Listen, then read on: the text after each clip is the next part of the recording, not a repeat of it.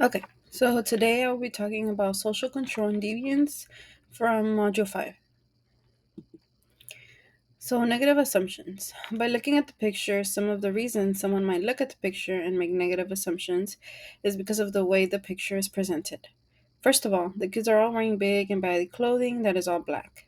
When people think of someone who is about to steal, they think of someone who is wearing all black clothing, especially big and baggy ones. People might think to write these kids off as criminals because the kid is pictured showing an alcohol bottle, and the background used in the picture is graffiti.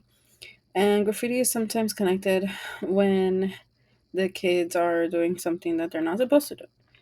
The kids in the image are also posing in a very particular way instead of just standing normal for the picture as one does. So, TED Talk interpretation. According to the TED Talk, Victor Rios interprets the characters of the kids from the picture as kids who are at risk but can show promise. Mr. Rios mentions how other people might see the picture and think that they look like they are delinquents, thugs, and maybe even criminals. But he sees the picture differently and sees how these kids can bring assets to the education system. So, social institutions.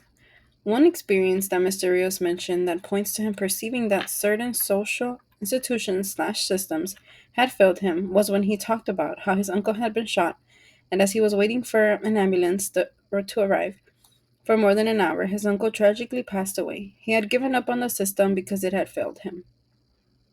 Mr. Rios also mentions how he grew up in dire poverty, without a father who he never had to meet as he was gone before he was even born. He also speaks on how he was sometimes left homeless and hungry, and he had already been to juvie at the age of 15. More than a social deviant, Miss Russ. Some of the benefits that Mr. Rios said he experienced after his teacher, Miss Russ, considered his potential beyond the label of social deviant, were that he was able to return back to school, finish his credits on time, and was able to graduate with his class. He was then able to apply to go to college and receive a letter of acceptance. Culturally relevant. Mr. Rios mentions how Miss Russ was there for him. She respected his community, his people, his family. She was culturally relevant and was able to reach out to him and help him because she cared. This mattered to him because he wasn't ready to open up and she listened to him. She encouraged him and was able to change his life for the better.